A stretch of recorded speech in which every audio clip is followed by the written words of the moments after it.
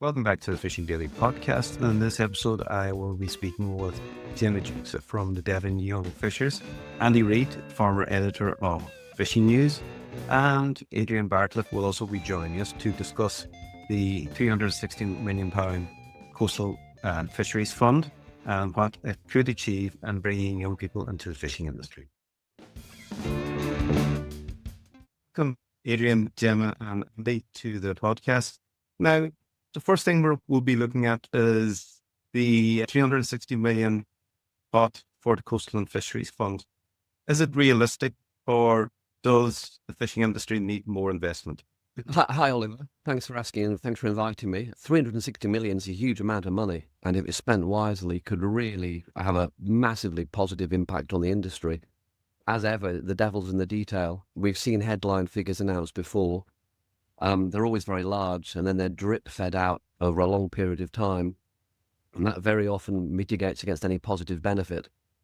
I know a lot of people already in the industry are saying we should try and front load this and spend a lot of it quickly so that the benefits happen fast, rather than try and even it over 10 years when a new minister after a new minister could make a breathless new announcement about this year's round of funding, and the impact is actually very slow.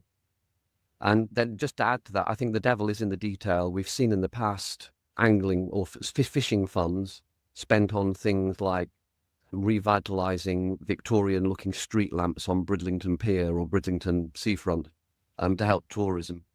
So the devil really is in the detail about, will this actually go to the catching and the processing sector? Will it help make them competitive? Will it help mitigate the disastrous Brexit we've had and be a benefit to the industry? Or will the conditions be very difficult for rank and file fishermen to apply for? And will we end up seeing the money spent by big companies and big councils who have the right people to tick the boxes to make the applications? It is one of those things that has been promised over 12 years. As you say, Andy, it's probably better for it to be front-loaded and given to the industry and a bigger lump sum up front so you can do something with it. But we hear about inshore fishermen leaving the sector every day. And, now given that the government has launched a campaign, advertising campaign for young people to come into other careers, such as offshore wind, do you think the fishing industry needs equal treatment? And can the fund be used in a way that would bring an advertising campaign to the public in order to try and convince younger people to seriously consider fishing as a career? And that's a very different question. I think that some use, and we're going to talk later, I think, about a training vessel, some use of the funds to make people aware that fishing has a bright future would be really good. But I think a lot of the funds need to be there to make sure fishing does have a bright future, and particularly the sections that at the moment are struggling.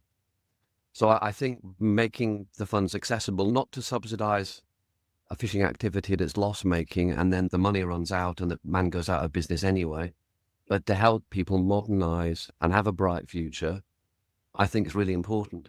And the devil's in the detail for that, and I really hope that DEFRA will sit down, the civil servants will sit down with industry representatives and devise a scheme that will help vessels to overcome the obstacles they've got now, become profitable, and then as part of that, we can send the message out to youngsters: there is a really bright future here for you. This is an industry that's going to be there for the long term, that you can be part of and be proud to be part of, and then start bringing in more people. Yeah, and Jemma, you're working with Devon Young Fishers. What sort of challenges are you facing, and what sort of challenges are the young people coming into the industry facing? Yes, so at the moment in commercial fishing, you've got to be 16 before you can go on a commercial vessel. So we're working with the MCA at the moment to try and get that age reduced to 14 for inshore under 10 metres vessels in supervised conditions, allowing a pathway for young people to join the industry. Because at the moment there is stuff for 16-year-olds and post-16, but there's very little investment for under that age group. So in line with farming, in line with building, in line with other careers and apprenticeships where they're talked about in schools. So for me, it's really important that we invest in what's the blue economy. It's really important that we invest in marine as a future of the career, whether this is commercial, whether this is within sustainability, whether this is in charter vessels and the charter sector. I think it's really important, the recreational sector, I think it's really important that we all come together. And in terms of the fund, you can do lots with, it's important to make sure we've got a small inshore vessel. So it's important to make sure that the small fishermen, the one-man bands, the small inshore vessels aren't missed out in this discussion. And as Andy alluded to earlier, the red tape and the government barriers for those one-man band, those small everyday fishermen to access this funding, it's really hard for small people to get in there and get involved. So it'd be good to see some support for people to be able to write their funding bids. But yeah, in terms of Devon Young Fishers, we're doing some fantastic work. We've got over 100 young people who come through our programs. We deliver a 2-hour session, introduction to fishing, supporting people to have a go on a boat, to come, because many in their coastal communities don't and have never been on a boat, don't know what's involved in marine. So we're just giving them that introduction, teaching them how to fish, and it might be that they end up going into mechanics or understanding careers about mechanics. They might understand careers about sustainability within the marine industry. They might go in the charter vessels, or they might go into commercial fishing. It's just opening that blue economy and career opportunities for young people is vital. And Eddie, you're a man who knows fishing inside out. You've been involved in it from a very young age. You've come through from being a deckhand to being a skipper to being a boat owner. How difficult is it for young people to get into the industry? Yeah, thanks for pointing that out, that I'm Oliver. The days have gone by when I first started and all our generation started. We had forefathers at sea, I'm first generation, and we followed, our mates' fathers and forefathers to come into the industry. It was a natural progression, really, and that was when I first stepped on a boat. I was about 8 years of age. And like what Jemma was saying, we need the same opportunity as other professions to get into the schools at an earlier age to offer the industry, or like what Jemma was saying, like the support services in and around the industry, that there is a prospect of longevity. Everybody, I'm coming up to, I know quite young looking, but I'm coming up to 60, and everybody that I've known for the last 40, 45 years is still in the industry in some which shape or form, if they're still at sea or on shore. We have got an aging population. The average age of a skipper and crews are 55s and 44s. Yes, we've got to look at the crew side, but we've also got to look at the future skippers. If we don't get the future skippers, we will stumble as well. And if we've got the same opportunity to be in the careers rooms at schools, presenting the fishing industry as an alternative, not everybody wants to go on and do IT or office-based jobs. There's a lot of people still want to work with their hands. And I think we've got to find them and offer them the opportunity. So hopefully with Devon Young Fishers campaigning with the MCA and trying to get the age down to 14, we'll have a great opportunity to offer people coming into our industry. Well, suppose a lot of the area where people would have young people would have a concern coming into the industry would be the fact of having to step on a fishing boat with an established crew and then having to learn the ropes. And a lot of them might feel that that's too much for them. And there was an idea suggested by yourself, Andy, of a training vessel. Norway has done this. They've built a vessel specifically for this. What do you think the benefits would be of having such a vessel available? Thanks, Oliver. I think multiple and different commentators, when we've been talking about the vessel, and we have no plan about a size or anything, have pointed out a lot of different advantages. So, for example, Aidy's right. I went to sea, my first boat. I was working a winch, my very first day ever on board a fishing boat. Didn't have a clue what I was doing, and I was under huge pressure to do it quickly. Every minute that the gear's not on a seabed, you're losing money. And it is to be quick. I haven't got time to explain, just do it. Whereas on a training boat, if you're out there, the crew that are showing you what to do can do it slowly. They can explain clearly in advance what they're doing. You're under no pressure when you're seeing it happen. You could then have a go yourself, again, with no pressure on you. And it might make that learning curve much less difficult for somebody. who's less likely to get off the boat at the end of the first trip and say, I can't handle this, I'm quitting, even though the money's good. So I think that's one aspect of it. I think what Jemma and Ailey's saying about reaching the schools is absolutely vital.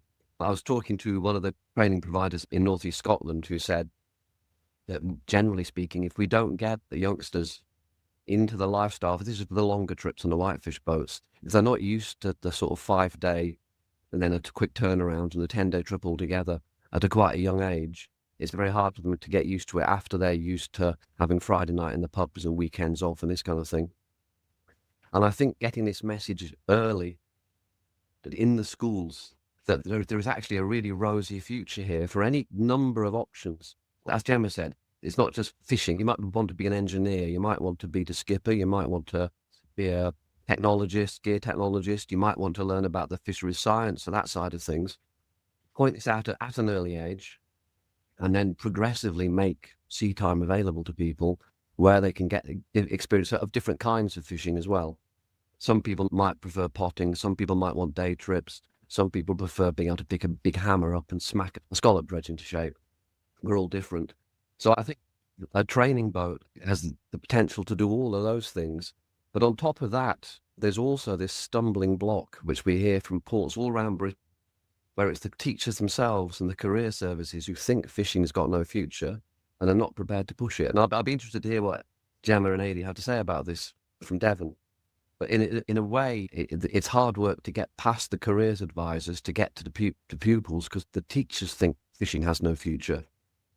And I think a training vessel of some description that's travelling around the country is sending a really high-profile message that there is a future, and look, we have the boat to prove it. And I think that'll be very good with hearts and minds for the teachers. And as well as that, there's never going to be enough. If that boat is travelling around the whole of the UK, places are going to be very tight for people. So it's going to be competitive to get on board. So people like Jemma that are reaching out to the schools have got opportunity to go in and say, this boat's coming to Brixham in 3 months' time. Let's talk about fishing, and 10 of you that are the most interested will get a trip to sea on this for 3 days or 2 days or a day, whatever it is, depending on the age groups. And I think making it competitive and making it a big event, and there'll be a similar big event happening a week later or 2 weeks later in Newlyn, and then 2 weeks later in Padstow, and working way up through Milford, I think could be a really big flag raiser for people that had never taken this seriously. So that's my take on it.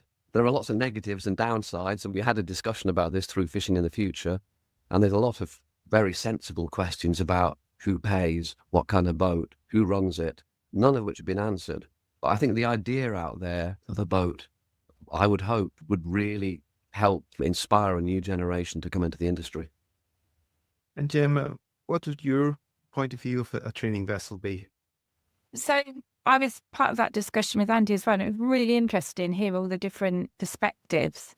And there's a few different options. And I think what is vital that came out from whatever your perspective about a training vessel was that it's really important to invest in blue economy as a real career. Marine is a real career and it's here to stay. And it's important that the government invest in that in whatever shape or form that takes, whether it's a training vessel or whether it's a sort of model similar to ours where young people go out on charter boats for 2 hours, progressing up to a day and then on to the commercial vessels. So they start with us as a funnel when they're younger and then they go on to the day fishing vessels. It's really important when we talk about fishing, as Andy said, to remember it's not just big vessels away for days at a time. 75% of the industry is day boats and inshore vessels.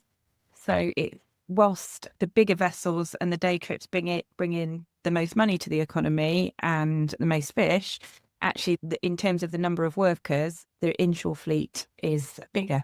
But yes, it's important to look at the wide variety of careers and a wide variety of types of fishing.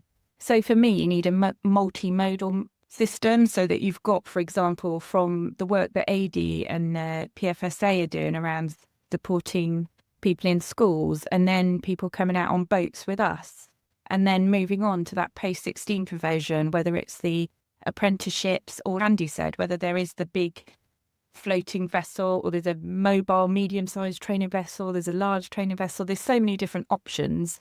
And obviously it all comes down to money and lots of other things as well. But there's immediate things we can do, and then medium term, and then long term high capex solutions. But yeah, I'm not anti a trainer vessel, but for me, I'm not sure of the cost benefits. I get Andy's perspective on that. It would be a really great flagship, and it would be really good showing people this big career and going around, and you can make a lot of it. But for me, the barrier is that's millions and millions of pounds. For me, I need to look at the cost benefit options of all the potential solutions for my final opinion. Eddie, around the ports in your area, is there a big support for the idea of a training vessel, or do they see an alternative? Well, obviously, Andy's, let's put this out into the industry. It's a relatively new kind of concept. It's obviously been thought of after the £360 million. But yet again, £360 million sounds a lot of money, but spread between 4 nations over 12 years, it's not all that much if you break it down. And with all the confusion with fast funding going on now between the MMLI and DEFRA, they have got to sort themselves out, because it's a bit of a, it's the FAS is so confused at the moment. It's unbelievable because of lack of staff. So when they release this money, and I'm here in April of next year, I work closely with both bodies on different aspects. When they press go, they got to be prepared to honour the applications, even if it is down to a training ship. It is being spoken about, but as the training ship, I think, is a prospect. Yet again, you got to look at the pound, shilling and pence on how it operates, but you still need to get to the younger people in the schools to get people on that ship. Like Jemma said, I'm a director of the PFSA out of Plymouth, and we're already going into schools on fish cookery. I'm also a member and a governor of a primary school in Paignton, and I'm introducing those 9-year-olds to the fishing industry down in Paignton. So if we could ignite the passion of our industry, which we've got to find again, to these younger people, and then they could probably go through the program that Devon Young Fishers are doing. And then that could lead up to a school, or the training providers have got to be better equipped. And there is a solution for that about teachers. I was a sea fish trainer, but we've got a lot of retired fishermen sat on the quays looking at seagulls in the sea with all their wealth of knowledge not being utilised. So we could probably use some of that money to pay a consultancy fee for these retired crews and skippers to utilise around the UK to talk about the industry. It's not everybody's cup of tea to stand up in front of people to talk. Fishermen are at sea for a reason. We're loners at the end of the day. But we've got to lead this. The industry's got to lead it. So maybe someone, Candy was saying, we've got to run hard fast, especially in crewing, with this 360 million if it comes our way. The rest of it will fall into place after. I've always said, if you don't look after the crews and the boats, nothing follows on. And do we need to replace lighting? Do we need to replace fish trays, trucks? I don't think we naturally really do, but we do need to invest in the young and the future. So there's a lot of aspects along the south coast, and definitely is really sparked up a brilliant conversation of how we do this in the UK, and it's got to be a joined up approach across all 4 nations really to get people in, because I travel around the country and it doesn't make a difference if it's Brixham, Newland, Bridlington, Peterhead, Northern Ireland. The biggest conversation is crews, where they're coming from and who's the future skippers. So there's still a lot to discuss. For young people coming into the industry, what's the progression in education, and what's the certificates they can achieve along their way? So at the moment, there's nothing for under 16. So when you get to 16, that's when you can do your sea survival, your sea safety, go on to do your skipper's tickets, etc. But at the moment, we've obviously there's our course, which is level 1. So actually, tell a lie, there is a level 1, but there's not really anywhere that delivers it. And you can do that from age 14. So we're just starting to deliver that now. And then once people deliver that, have that level 1 qualification, they can specialise in mechanics, being a deckhand, and then go on to their level 2, which is the apprenticeship. But obviously, we've got to be aware that a lot of the young people we attract into the fishing industry may have additional needs. So, for example, autism, ADHD, and dyslexia. So they don't necessarily work with a standard school system. So some of them may be in school for non-mainstream schools, and they might need extra support with English and maths alongside any other things that they're doing. And in the UK, in England, you've got to be in education until you're 18. And if you fail your maths and English GCSEs, you've got to resit them. So that's an important consideration alongside everything as well.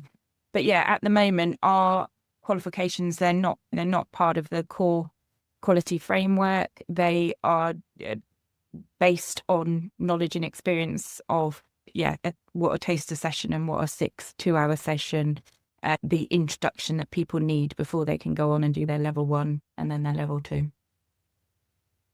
Listening to you there, Jemma, would a fisheries college be an idea where young people can come do their, if they have to have special needs education and everything else that goes along with it, all involved and in one centre? Would that be an answer?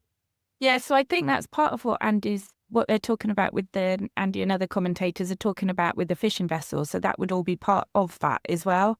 And we also have existing provision at South Devon College and in Cornwall as well. In Cornwall, they're doing the apprenticeship, and at South Devon College, they do the apprenticeship. But what we're finding is that 16 is too late. So this is why Devon Young Fishers exists and why we started up, is to engage. So there's lots of provision for teaching in classrooms, onshore things, but there was very little actually then follow through of getting people out on a boat, getting people to experience what it's like to go, to see if they get seasick.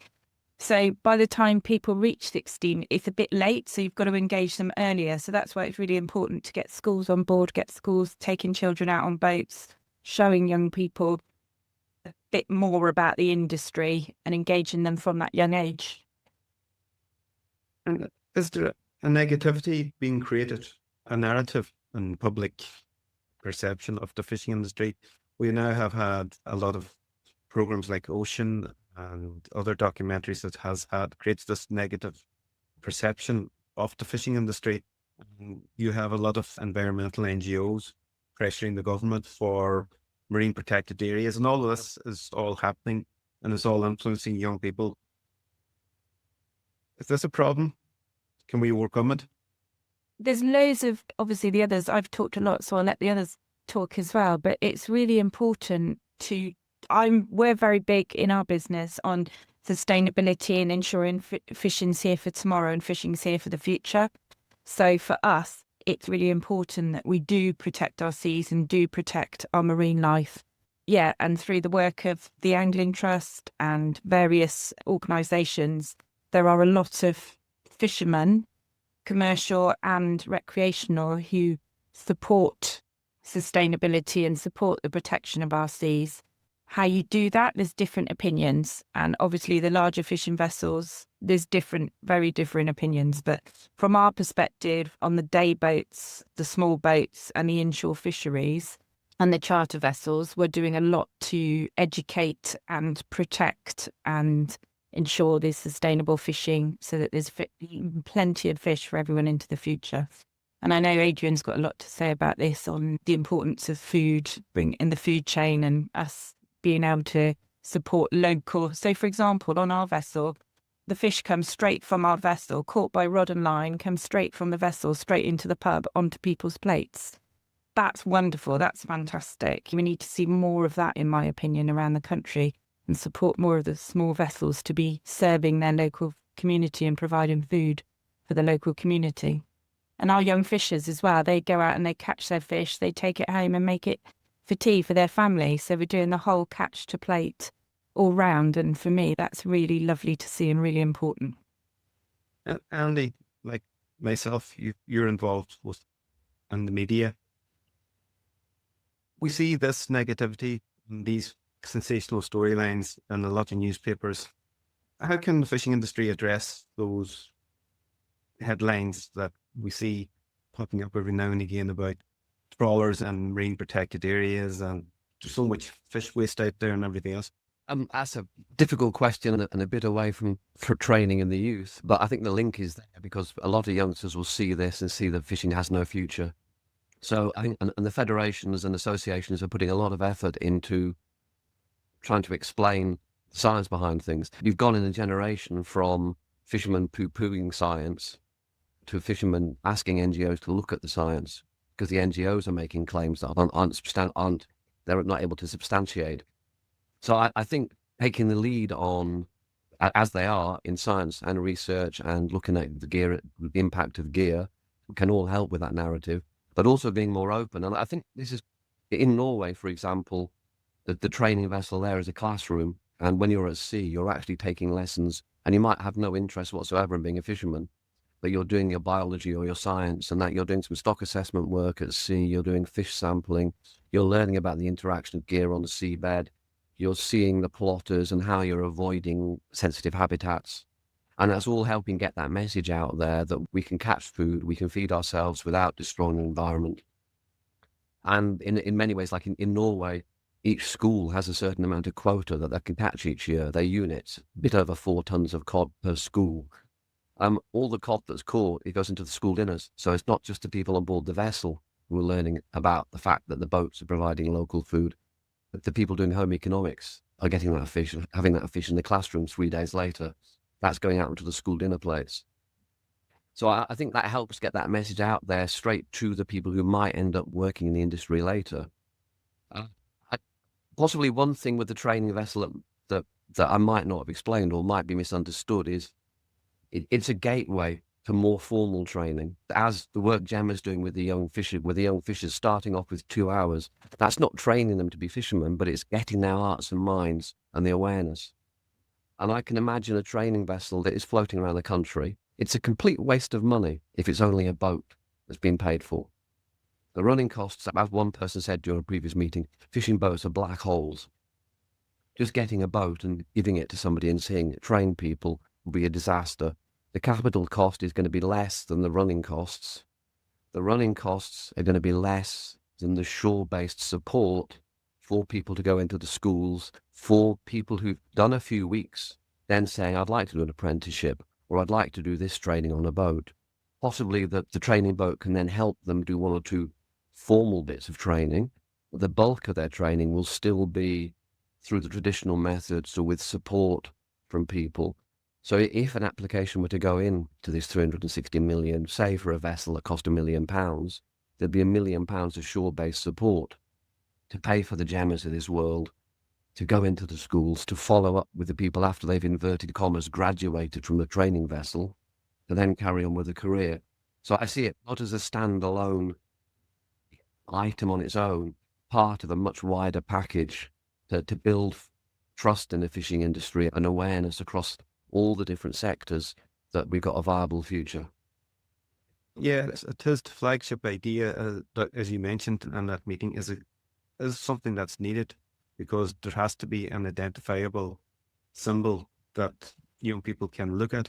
And the thing is, for the likes of us, grew around the sea, were in and out boats from a very young age, it's quite easy for us to know what we wanted and know we knew where we were going, and it was a gradual step up to bigger things. You had the experience, you knew what it was that you were getting yourself into, and a boat like this would be a very good chance for young people to take a step into that world. I know I've got Eddie here, he's dying to say something. No, not really. I'm quite enjoying this. Going back to obviously we're talking about getting people involved in this industry.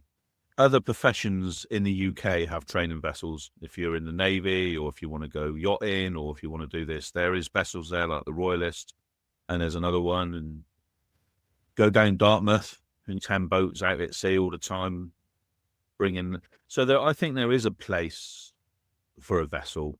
But whatever happens, okay, the £360 million is not what we wanted with the discussions with the EU. We did want a little bit more, and I think I've never been political in this world, in this industry at all, and I think it's a little bit of a sellout if the truth is to be known. But we have £360 million. Like Andy was saying earlier, we've got to look at the finer detail. The industry's got to be totally involved with making the management plans of the spending of this. We're an island and we're surrounded by protein and by fish. It's tough. It's always been tough. But I think, like, going back to the sustainability side, what Gemma's doing is introducing that. Yeah, get these films. They come, they go, they make a bit of an impact for a week or 10 days, and nobody's mentioned, apart from today, ocean ever since it's come out. It's done and gone. And the only thing I can say about the NGOs and the other work I do is they need to show the evidence. They don't show the evidence, and they don't involve the industry towards that evidence. And now they are looking at using the fishing industry down in Cornwall to gather evidence now. So, yet again, if somebody claims this wall behind me is red, I've got to prove it's red. And that's what the NGOs have got to do, our industry. It's easy to make a disc claim. It's easy to go and get an A-lister star to put a hate round their neck, but where's the evidence? And that's what we would say to the NGOs is show the evidence first and have us in the room, because the best custodians of the sea are fishermen. They were there before MPAs and no-take zones. They were there before wind farms. They were before any cables. And they know the grounds. And I know families that are 600 years old in the fishing industry. Now, why can't people use their knowledge? Why should they be ignored on the sustainability side? And there, like Jemma and Andy were saying, there's a lot going on with different gear types, different engine management systems, different all sorts to make. But all we need to do is be in that same room and be heard and have a discussion about how to go forward. The wind farms, they want to go there. It takes them a long time, but they don't do any gathering now. I see now that the wind farms are holding back shellfish now and they're not maturing correctly. Yeah, again, there's got to be some scientific work behind it to make their claim. Jemma, for young fishermen, where would you see being in 10 years' time? How would you like to I'd love for us not to be pushing it, but for people to be wanting a career in marine, whatever that may look like.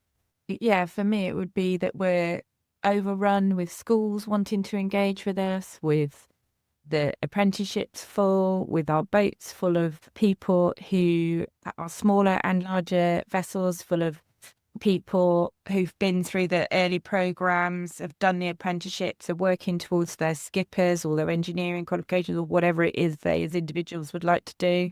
Perhaps the training vessel's been up and moving around in combination with, I love the sort of everyone working together and the multifaceted, hitting it from all angles, but that marine is a viable career option and it's something that people is supported and talked about positively in schools, because a career on the water is a fantastic career. There's so many wonderful opportunities out there. So yeah, for me, in 10 years, that blue economy is taken seriously and the government support it as a viable career option. And young people want to be engaged and want to understand about it. Andy? It would be for the small boat sector, it's got to be deregulated. The amount of rules that are applying to small boats is out of all kilter to the impact they're having on stocks. I was speaking to a skipper recently who's had 3 bass confiscated and taken as evidence. He's still under investigation in a port where the anglers are landing bag limits of bass day after day. It was a small technical infringement. It's quite ridiculous. So I think that for that sector, especially being able to deregulate completely for the smaller vessels, it is really important to allow them. The environment's changing rapidly. What's around them is changing rapidly. What they're allowed to catch is fixed in many instances, and it's preventing any kind of natural fishing patterns. For the largest fleet, clearly special squeeze is a huge issue. But my own view is still there's an unfair share of stocks. The industry will always be able to survive if the fish stocks are healthy and if they have access to the fish stocks. It might not be where they want to go, But the key to this is having access to the resources in British waters and the stock being in healthy condition. And if it is, fishermen are clever, fishermen are adaptable, they will find a way forward and they will have a long-term future. Adrian, how would you like to see things? I'll tell you what, I think it would be brilliant if we could come back in 10 years' time and have this discussion again, and we have a good percentage of UK crews on UK vessels with a different mindset. Because if we can do the younger people before we come in there, we can give them the mindset to counteract what's going to happen in next 10 years. And it's always obvious, the next generation always better an industry. They think a little bit differently. They think out of the box a little bit more differently. And so it'd be great if the model that in the work that Devon Young Fishers are doing, and hopefully we'll get a good response back from the NCA. We've done a big presentation to them in London. Or I don't know, well, I ain't got no sense of time, 6 or 8 weeks ago.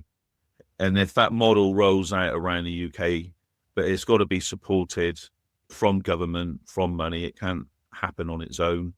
And yeah, we've got a bright future. It's the oldest industry, or one of the oldest industries in the UK.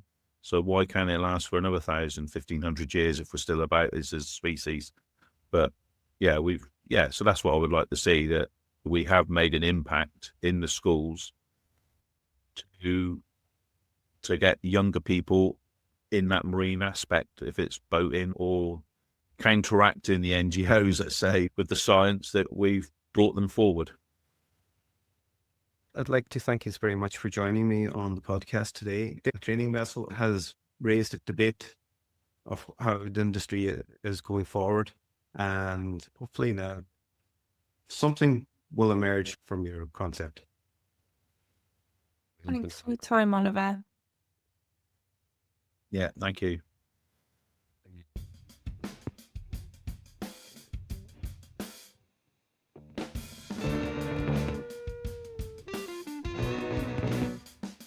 If you like this episode or any of our other episodes, please hit the subscribe button and show your support for independent news in the fishing industry. Thank you.